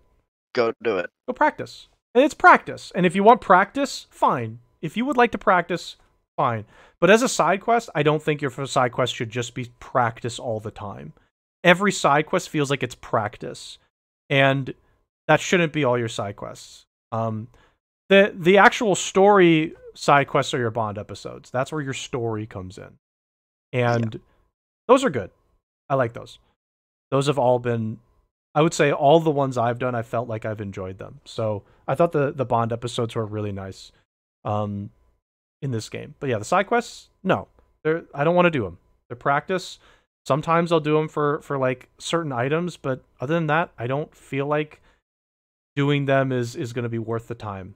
You can't. I don't want to do all of them unless you want to platinum the game. Then, well, there you go. You might have to do all of them. you don't have to do all of them. You have to do. I counted. There are 34 side quests. You have to do 30 of them for the trophy. Still, like, there's it's still a lot. Um, so yeah, side quests I think are pretty poor. I would say Yeah, they they're could pretty fix that. poor. They could fix They're that. not the worst. Again, as Ghost said, they're not near. They're not as bad as near, but they're not good. Yeah, they're not. I think other than that, I do still really enjoy this game. I do think this is a really. I don't even think I want to call this a JRPG anymore, even though it probably goes into the category. I'm just going to call it an ARPG. Because as an ARPG, I think it has a lot of really strong qualities. The problem is, as a JRPG, it does certain things JRPGs do with like an actual story, but it also does other things that JRPGs don't do for certain reasons. In that this game is a story, but it's short, so the story all happens real fast, and for Yeah, some folks, that's not but what you want. but it's as complex and convoluted as you expect from a Right, JRPG. which But it happens too fast. yeah, this the Yeah, I think this game could have done better on that one. I think I think action RPGs as an action RPG, this is like really But cool. yeah, this game is like a mesh between a character action game like Devil May Cry and a JRPG. Like Yeah, it's a bit of a it's like mix, it's put those two together basically. which Um, can work. I would say, Yeah, it can work, and it does and I work. I think think in yeah, certain it does areas. work. The game is good. I still stand like kind of by what I said last week, like based on what my rating is gonna be. Like this game is a I again, unless they completely botch the ending, which I don't think they will, this game won't be any lower than an 8 for me. Yeah, sure. Maybe it'll be an 8.5, but I can't give this game a 9. I have too many like issues with it. They're Yeah. mostly nitpicks, but I have too many issues with it to give it a 9. No, I can Like, any person that gives us an 8.5, I'm with you. yeah. I think like in my review, I just go by enjoyment a lot of times, and I think this is a 9 on the level of enjoyment. I've just like always enjoyed this game. The only part I haven't enjoyed is the side quests. That's the only part of the game I haven't enjoyed. But Everything you don't else, really have to do them at all. exactly. So You I'm like, don't okay, really they're get anything optional. out of them. Yeah, they're optional. So whatever, who cares? They're optional. Like, I guess if you want to platinum, like I'm sure you do, whatever. I'm not gonna do all of them. Screw that. There, I'm thinking about trying to get the plat in this game, but there are a couple of like kind of painful trophies that I'm not sure I want to grind for. Yeah, sure. I understand that. That I will, but I do think like a 9 for me is good. Is a good rating just because I enjoy this game a lot for what it is. It has flaws. The flaws though are Pretty not to the minor. point where I'm just like, wow, I hate this game right now. But yeah, No, sure, there are flaws. I've never gotten to a point with like with Nier where I just like was frustrated with the game and wanted to stop playing it. I never got to that point with Scarlet because I was always enjoying it. There were a couple of things like Yeah, those sure, couple of side quests where I was like, yeah, that's stupid. I'm not gonna do that. But absolutely. um, yeah. And again, there were a few bosses that I found frustrating, but not to the point where I was like I wanted to stop playing the game or anything like that. Yeah, So sure. um, and yeah, there were a couple of like twists and stuff that again I thought were silly. And the one interaction with Dr. Meanbad that I told you about where I was just like that was a terrible scene. It was just Yeah, God. I will say Doctor Meanbad isn't bad in every game, in that his his or her presence doesn't take away from the game all the time. But if like Doctor Meanbad is your main antagonist for too much of the game, then it's a problem. But I think like Doctor Meanbad in some games works when it's like, okay, it's like one chapter. Here's Doctor Meanbad. Like, okay, fine, whatever. I don't care. It's a chapter. Who cares? Well, and like Dr. Meanbad works in like games that don't necessarily have, you know, involved stories like Mario. Like Bowser is a Dr. Meanbad. He's just evil and he wants to kidnap. He just loves Princess Yeah, it's Peach and fine. he kidnaps Princess Peach every time and does evil stuff because he's Bowser. Like whatever. Who But cares? this Yeah. guy, like, you're coming to him and you're trying to like get help from him, and then he's just like this genocidal maniac, and he's trying to justify his position of being a genocidal maniac, and you're like, no, you're a He's like, no. genocidal Yeah, maniac. it's like, Stop. you're just no. I mean, Like you are he's clearly evil, and there is nothing you like. It was just such a bad scene. I'm sorry. Like you'll see it when you play Yuito's story. It's like, okay, please, yeah. dude. I'm sure I'll be like, okay, fine. You're this guy. Got it. Sometimes I can put up with Doctor Meanbad even in a game with like a heavier story, whatever that would be, because I'm just like, fine. You are just an obstacle to overcome, and you're crazy. Fine, you're crazy. You can be crazy. But I just don't think your main antagonist for like a long period of the game or anything like that should be Doctor Meatbad. Unless it's Mario or like something very simple, it just shouldn't be that. And I haven't felt like, yeah, I haven't felt like so far I've encountered that. I do wish the factions would have faces now that I'm thinking about it more, but it hasn't necessarily been like, oh, this is stupid. Unlike the twist, which I actually was just like, oh, that's weird, but kind of dumb in some ways, but weird. Yep. Um, so yeah, I do think that it's still really really enjoyable. My enjoyment Yeah, has been I really I, I fulfilling. agree. Again, we spent a lot. My especially have spent a lot of time talking about the things I don't like. But again, most of the things I don't like are nitpicks, and overall, I find the game very enjoyable. It's very fun to Yeah, play. The story is interesting. I don't love all the twists, and I think it moves a little too fast in the end, and it gets a little too big for itself. But the game is really fun. It's really enjoyable. yeah, The character, like the Bond episodes, have gotten better in the later. Again, the first like two or three with some of the characters on Yuito sides were just not interesting. yeah. But I mean, yeah, the later ones have been better. And like yeah, seeing some stuff from Kasane's team now that like the teams are back together at the end of the game, like yeah, Kasane's team is just way more they're just interesting. better. I'm sorry, they're just better. They're Yeah. just better. Um, They have better chemistry as a group, even with Shiden's like being kind of an asshole. He works really well in that group. That group is really good for Shiden. It works super well. Yeah, Um, the game does a lot of things very, very well, and I think it's worth your time. yeah, for sure. Yeah, It's got a good foundation. This is one of those things where it's like it's got a good foundation. I would like to see a second one that fixes all the foundational errors. But this is a really good foundation. Like these errors could be fixed very easily, actually. Nothing in here is unfixable. There are certain other games that have unfixable issues that you can't overcome that issue. It's a core issue. It's not going to be overcome. I'm sorry. But this one has really simple flaws to fix. It really does. So that's like a positive. Just depending on the sales, I would like to see a second game, even regardless of how this story ends. I would like to see a second game. I think like so yep, far I've enjoyed it enough. I'm like, yeah, a second game might be nice. With this team, this team making this game, yeah, I'll play another one from this team, sure. yeah, for sure. Me too. So let's see here. Okay, can I let me see. I'm thinking about other things we can sort of mention offhand here. How much Mario Golf have you done? Can you remind me? I've played it once You played it once. Okay. for like 2 hours, maybe. Okay. I don't think then you're probably going to need some more time before making a strong first impression. But like we're playing that. I just want to say anybody actually has the game and wants to play, we should definitely do a round. We should do a round of golf as like a group. I think you can have up to 4 players Yep. in a game. We should definitely do that. That game is that game is fun. I just want to also add no me characters though. You cannot use a me character. I think the me characters, when you get them leveled really high, they become really good.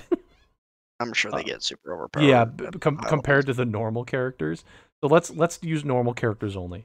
But my impression of Mario Golf is it is fun. I I think the adventure mode though, I think they tried a little too hard on the story. I think they're trying too hard with like weird stuff on the story. There's like weird gimmicks, and they're like, "Oh, this is a desert. You're going to be dehydrated. You got to manage your water levels." And all I could think was, "What the fuck? Why? Why am I managing my hydration? Can't I just bring 2 bottles of water? Why am I managing that? What the frick?" Like it's just like the stupidest shit you're managing. Um I also want to say in adventure mode, you get like this special power shot thing. What a useless special shot. I hope I get something new. This special shot is useless. It really is useless. There's like, I like tried using it too, and it sucks. It's garbage. It's the shot is basically you hit the ball so hard you break through rocks. It's so stupid. What a stupid power. Um, Oh yeah, and then Master Stinger. You meet this guy and he's like, "Hey, I'm gonna give you this golf club that lets you skip on water." Wow, that's useful. Like I don't know the adventure mode. Like I like playing golf. You know what I don't like? Dumb fucking gimmicks. I just want to play Yeah, golf. yeah. Ghost was saying that too, because he's just Let me like, play. I just want to play a round of golf on the course. I don't want to play like speed golf every time or play like these other gimmicky modes every time. It's like just let me play a I just round want of to play. golf on the course, please. Like, Yes. Can I just play normal golf in this adventure mode? I just want to play golf. I'm almost to the point where I'm just gonna be like, you know what, screw adventure mode. I'm just gonna play. I'm just gonna play like golf games. normal golf. I'm Yeah. just gonna play normal golf. Like why? Like screw this adventure mode. I'm out of here. I want to play golf with like other people and just have fun. I just want to play golf with other people. Oh no. Hi, big You follows. have Bye, to big unlock the follows. course. So god damn it. I knew freaking Mario would get me. All right, I'm gonna have to play adventure mode to unlock courses. That's a rip. So yeah, I think it's fun though. We should definitely play as a group, and you should Yeah. play a little bit of the adventure mode so we can I try mean, other courses. everything I've heard is that basically the reviews were dead on. The game is fun to play, like the game mechanics are fun. It's still Mario Golf, but the game is just like lacking in content, and the Hmm. adventure mode is like really underwhelming and Oh yeah, kind it of is. bad. So, It definitely um, is. I agree with that. This game could have used less dumb freaking gimmicks and more like make your own course type mode. It could have used something a little different. It just like it could have used an adventure mode that I swear to God was just like PGA Tour. Just like, can I just like be an upper comer trying to like play golf and not have to worry about my dehydration levels?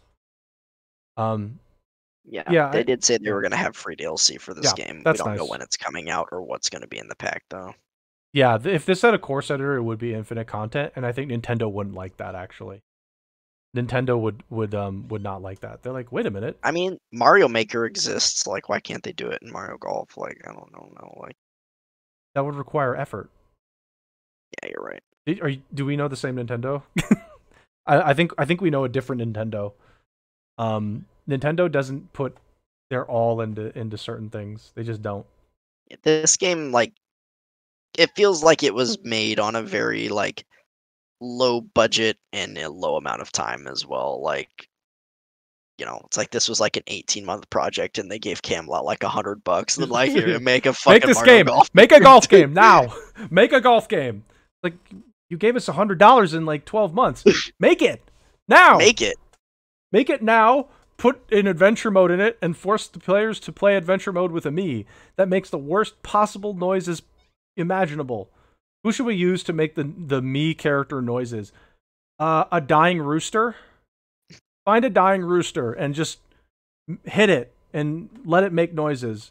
That's what it sounds like. It's like the worst possible sound you could hear. And they are like, yeah, that's the me character. Why did they do that? Like, I don't understand. Like, couldn't it just be a normal voice? But instead it's, yay! Yay! Okay, yeah. Go, go, go! It's like, holy shit, Nintendo. Like, were you... was somebody, like getting a bunch of helium, breathing it in, and just getting on the microphone? I feel like that's what it sounds like. It's just annoying.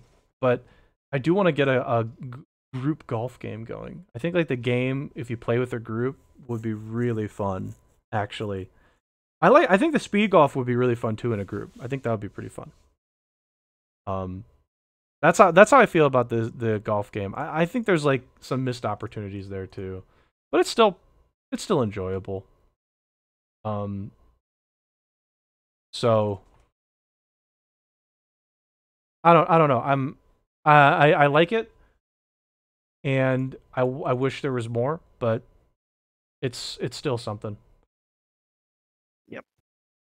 The only other thing we had, by the way, was GDQ. I can honestly tell you I haven't watched much of it. I've only watched little pieces, little nuggets. Is there anything in GDQ that is upcoming that is something that we should be keeping an eye on? Or do you not know this? Not Have you familiar seen? with the schedule. The only thing I know is that like Cage 2 is the finale this year. Nintendo's doing Cage 2, and it's the finale, so that's pretty Oh, cool. oh, that's cool. Yeah. Wait, who's running that? I'm sorry, who's running it? Nintendo. Okay, that should be fun. But yeah, I haven't followed much of GDQ. I didn't even know it was happening until like someone told me like day after. Yeah, I was like, didn't oh. remember until like late last week. I was like, oh, it's the 4th of July this weekend, isn't it? That probably means GDQ is coming up, and Yeah. yeah, because it's always around the 4th of July for SGDQ. Yeah. They did Dragon Age Inquisition. That was the first run, Oh, so yes! What a maybe you can go back and game! I didn't really see it until the end, but I'm sure that game is a buggy mess to play through. yeah, I mean, I'm it's sure there's like like tons of weird bugs. the estimate I think was 50 minutes, and he did it in like 28 minutes or something like that. So, Holy well, crap! That's amazing. I'm trying to think of what they freaking did. Did they just like I don't know how they would do that. yeah, again, I didn't see enough of it. That's Um, crazy. I saw them fight a couple of bosses, and they just got blown up. Oh Like yeah, they just bosses just died. bosses just kick their asses. You can cheese them, but I'm like they just kick your ass if you don't play it right. They didn't really play it. Oh, they probably okay. There's like probably tons of weird bugs that they just skipped through most of the game. That's cool. That's cool. Dragon Age is a wonderful little game, so that's cool. Yeah, the Monday night schedule was good. They had like Super Mario Odyssey, they had Paper Mario, Devil May Mm, Cry 5, and Bayonetta, so that was like a pretty solid block of yep. games they did. Watched a good chunk of that. Those were pretty solid. Um, Oh, that's funny. A glitch to get as many skill points as you wanted. That sounds great, actually. That sounds great. they did Dead Space last night. Oh, man. I bet Yeah, that run is actually really short. it was an hour and 28 God minutes. damn, how do you do that? Oh wait, let me. I didn't see. How do you Sorry, beat Dragon Age Inquisition was not 28. Sorry, it was 39 minutes. My bad. Oh, Um, Inquisition. Oh, yeah, Inquisition. Inquisition. Yeah, Oh, not Origins. It's Inquisition. Okay. they've done Origins. I think they did Origins like last year. It Okay, was yeah, Inquisition. Inquisition. I imagine Inquisition actually has a lot of weird bugs besides the skill one, because that game was made so fast. That's cool Um, though. yeah, Inquisition's still cool. they did. Yeah, they did Dead Space last night. That was an hour and 28 minutes. Damn, that's Um, impressive. Golden Sun: The Lost Age was this morning. Okay, Um, that one was like 6 hours. So you okay, know, 6 hours. Damn, it's a. I mean, it's you have to play most of the game for that. yeah, yeah. It's a yeah. There's Mass Effect 2 is happening tonight. Ooh, what's the estimate there? The, it's New Game Plus with DLC, but it's an hour 36 is the estimate. Yeah, because you can just go to the freaking end. You can just basically skip all the like character shit and just go to the end. It's also New Game Plus, so they're probably OP. But, Oh yeah, they're gonna be OP. Of course they are. but I'm sure there'll still be some tricks and stuff to make things go fast. So that'll be cool. Let's see what else. They got a Sonic block tomorrow. Sonic Mm-hmm. Colors, 3D Blast, Sure. and Adventure 2. Yep, Sonic, of course. Outer Wilds, 100%. That's an hour. Wow. Oh, Outer Wilds. Oh, Outer Wilds. Okay, not well, not Outer Worlds. Outer Yeah, Wilds. that's Okay. different. There's gonna be I guess they're gonna do a Destiny 2 raid, Deep Stone Crypt. Oh God, you can do that in like 30 minutes. Yeah, 30 minutes is Yeah, the you can do estimate it. You for can that do it one. so fast. Destiny 2. That's a weird game. That's a weird game. I think that game's dead. That's crazy. That they're doing some raid content from that old game. It's like 10 years old or some crap. Also tomorrow night, Pokemon Black and White, Black versus White race. So that'll be interesting. Really? They're playing different versions and they're racing, so we'll see what the differences are and how that God. goes. That'll be Oh interesting. yeah. Doom Eternal tomorrow night as Yep. well. Doom. Yep. Halo 2 tomorrow night. Yep. Halo. Sure. Let's see. Anything else that I care about? Breath of the Wild All Dungeons is on Friday. Okay. Fire Emblem Three Houses, Bid War for which house they're doing. Okay. And the last day has Pokemon Emerald, Bowser's Fury, Mario Kart 64, Super Metroid, Super Mario 64, Dark Souls 3, Demon Souls Remake, Super Mario Bros. 3, and Kingdom Hearts 2 Final Mix. So I didn't hear King of Dragons in there, so that's a nope, failure. That's a failure. sorry, Of an there's event. no King of Dragons. What a failure of an event. Can't believe it. Great cause, but they don't put the best game in there. Tragic. That's cool. Yeah, no, I think that there's some cool stuff. I'm glad to see some love for like Mass Effect and Dragon Age Yeah, Inquisition. Still, I enjoyed it for what it was. Still, yeah, there's definitely some like games that haven't been seen before at a yeah, GDQ in this schedule. So I think it's actually a pretty been a pretty solid schedule for GDQ I this agree. year, I agree. or this SGDQ, I should say. Yeah, maybe I'll check out some stuff with Mass Effect was tonight, right? Mass Effect 2 is tonight. Mass Effect 2 What time? is tonight, scheduled for 5:55, so really soon actually. You can always go back and watch the VOD. That's true. I'm Like, gonna have to go watch that VOD. That's cool. Cause yeah, class. But yeah, no, that's cool. I mean, like, I think there's some cool stuff. I'm glad to see some games that you don't usually see that often at GDQs. Oh, it's yeah. So anyway, um, any other stuff, Spoon? Otherwise, we're getting close to time, so I can make dinner for myself before class. Sadly, oh, one thing I guess I'll mention real quick, go ahead. not really anything to discuss, but so as you know, like Megan was here this weekend. Sure. She really likes Pokemon cards, and I know you did Pokemon card opening for a while on your stream. Yeah. Yeah. So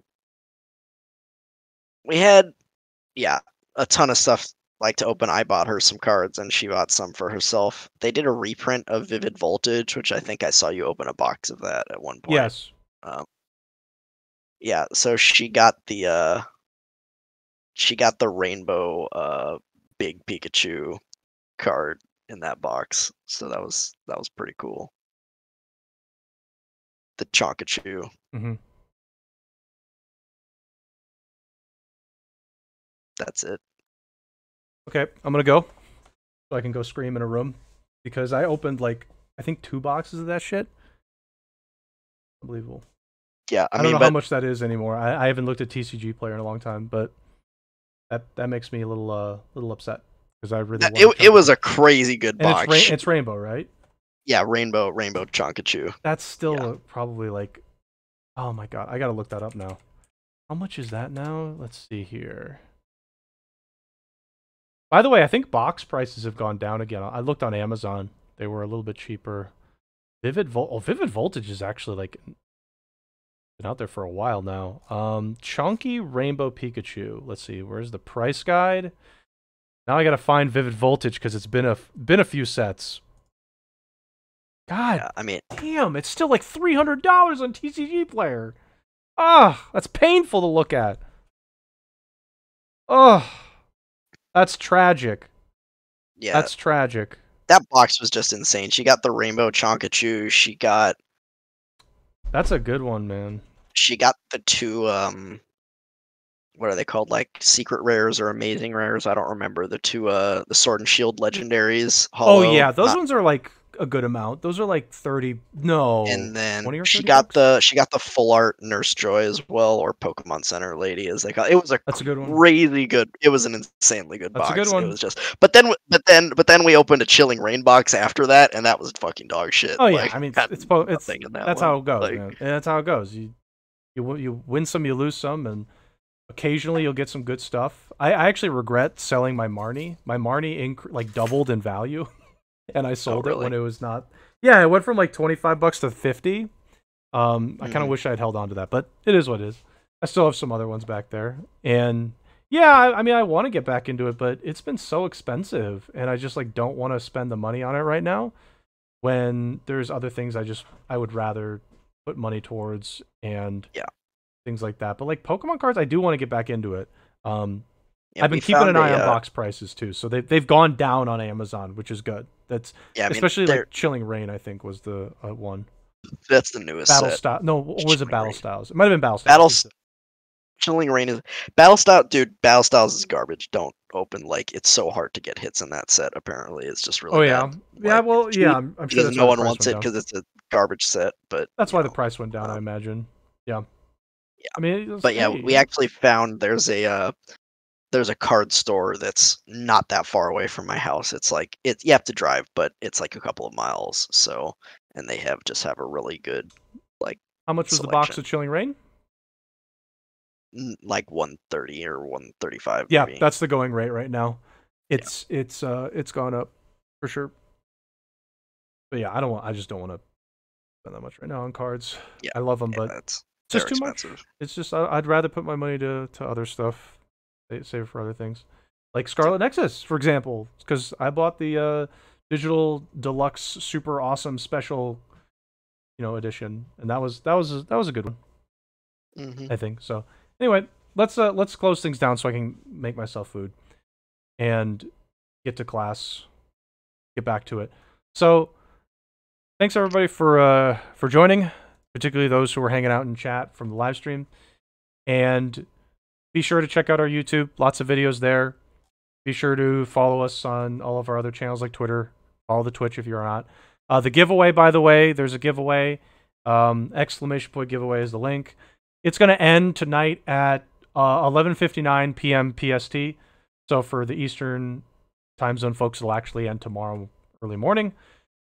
But you should check it out. There actually haven't been many people who have joined it, so your chances of winning are pretty high, actually.